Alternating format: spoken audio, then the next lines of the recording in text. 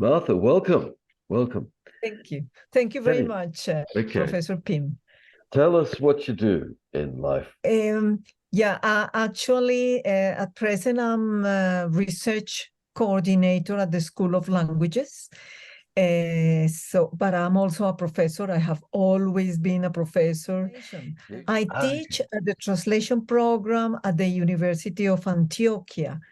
And I do research on translation too, but at the moment I'm coordinating the whole research program at the School of Languages, which is the teaching of languages and translation together. Okay, so you've gone beyond narrow translation. You're doing wider things. Is that right? Yes, that's right. That's right. Okay. How long have you been professor of translation then? Oh, well, I've been at the university for 20 years already. Okay.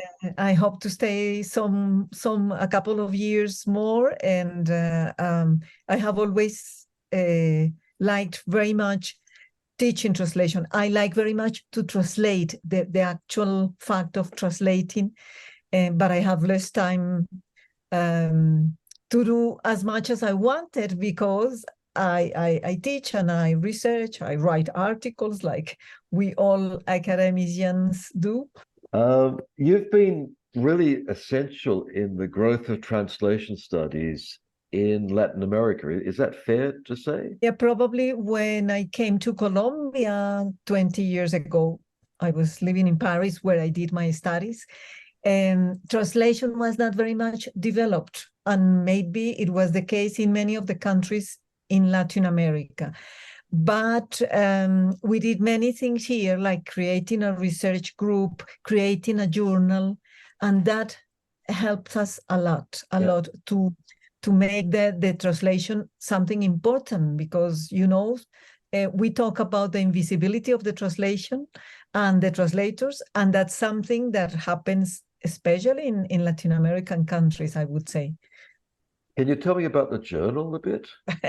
I would. The journal is called Mutatis Mutandis. No, it was created in 2008, and it was created at a moment where at the university, journals in paper were the rule. So when we said, well, we want to do a journal online, it was not very well seen.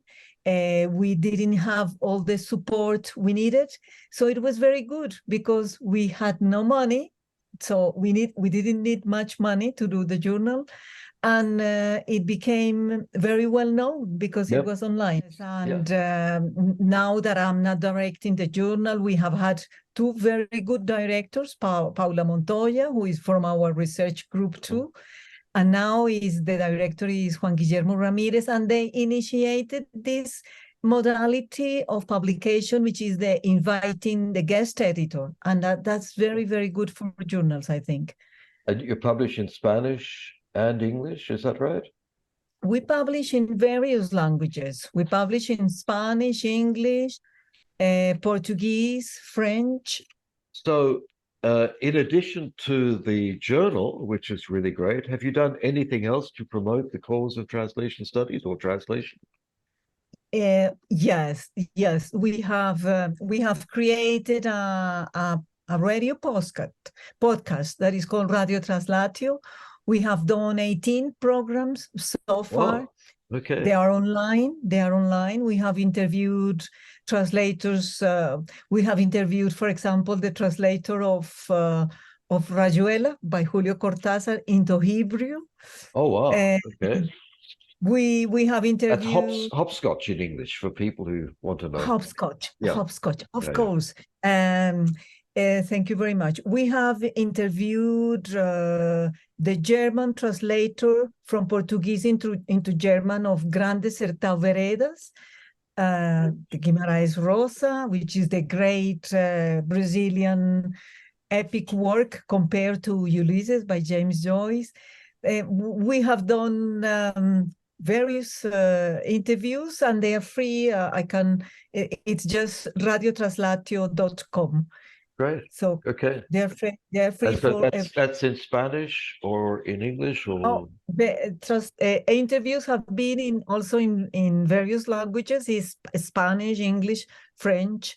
Yes, let's go back. When you were in your mid-20s, yes. where were you? In Paris already, or I what were was you in doing England. there? I was Oh, in okay. England traveling. I was traveling, and I insist on that because I think it's very important for translators to Okay. travel, to be in new cultures, discovering new countries, new streets, talking to people, and I was kind of having some years of a little bit of freedom because I studied a lot before for the high school. I was Okay. very good in high school, so I studied a lot and I was tired. So I Oh, just yeah.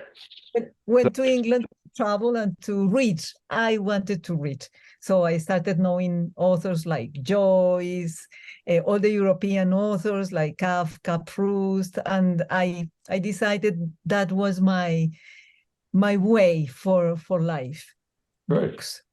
Okay. Later on, translation came. Where were you from originally then? You I am Colombian. I am Colombian, okay. but I just love to travel. So I lived for 4 years in London. I lived 7 years in France because I did all my post graduation studies there. Okay. Yeah, and then recently I went to live in Brazil for 4 years. It was a country that I was missing, speaking Spanish and not speaking Portuguese. I thought it was something I was missing. So it was a very good experience too. And it's something I recommend to translation students. You have to move, no? So in was it in Paris that you started work on translation, or were you studying other things? Yeah. Yeah, I started translating for myself, for my PhD, for the books that I read and that I needed to understand very well. I started translating the author I worked about, which is Maurice Blanchot. And he is a complex author, so I needed to translate his works into Spanish to be able to understand very well, fragments, of course. So Blanchot is philosophy, right? yes, Yeah. it is philosophy. So I realized that I like that there was something so great. So I started translating articles and sending them to Colombia, to journals, to my professors at the university. So, and I thought it was something that I liked so much. And when I was coming back to Colombia, I had translated but very little for UNESCO, just subtitles of little lines for pictures in very big edition books. And I had a friend there, and she said, why don't you go back to Colombia and you get a little group and you translate literature? And I said, yes, that's what I think that's what I want to do. So my translation work is especially on literary translation and on the history of translation too.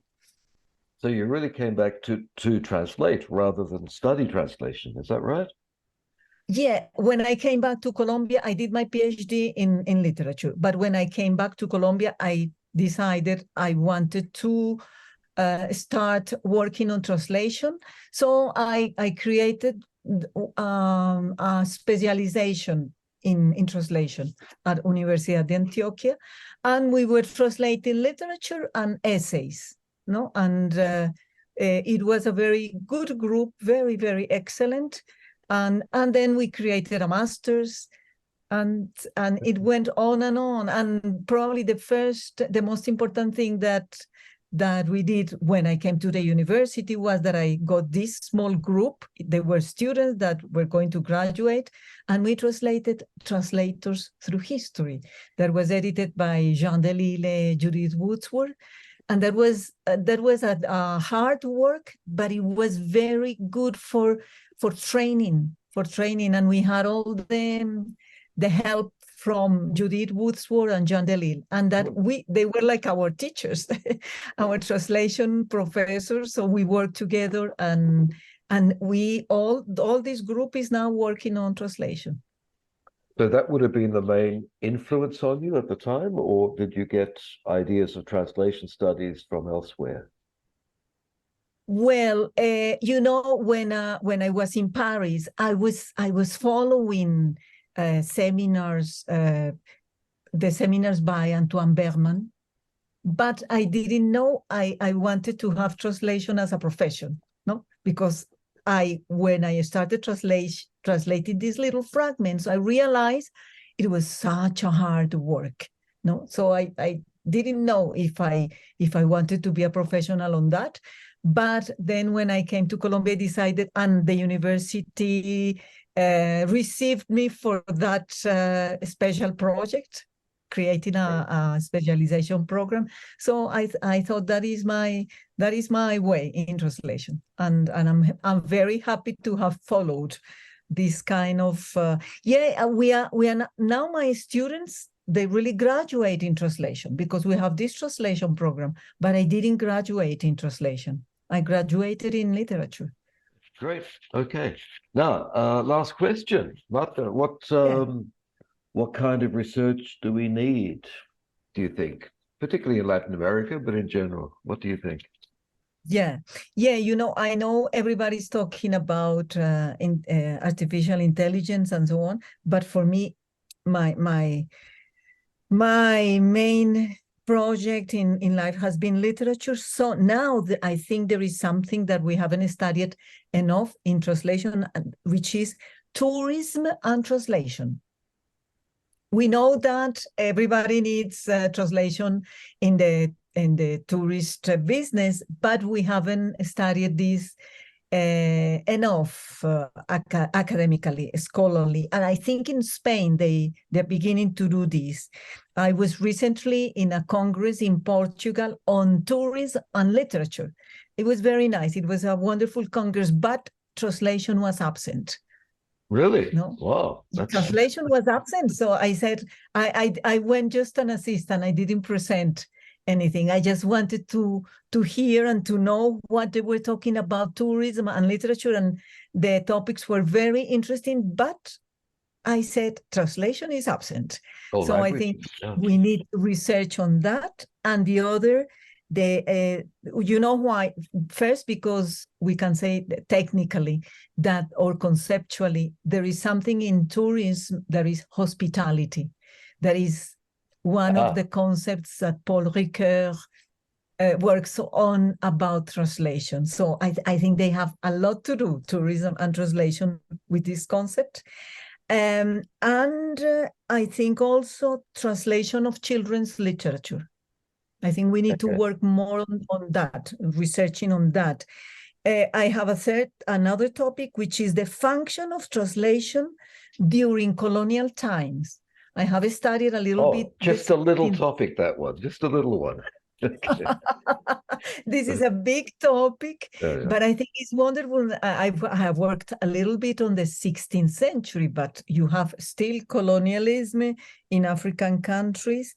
And the fourth topic is the translation or retranslation of the great books, no, like the Bible, Homer, the Iliad, translation and retranslation of the great books. Martha, you're being very practical. You've given lots of ideas to lots of doctoral students. Okay, look, thank you very, very much. I haven't done enough interviews with people from Latin America. I apologize to the world for that. We hope to do more in the future. Pues muchas gracias para todo y sobre todo para los años de trabajo y la revista que he seguido desde lejos, pero con mucho interés. Ok, muchas gracias, Anthony. Muchas gracias por esta entrevista.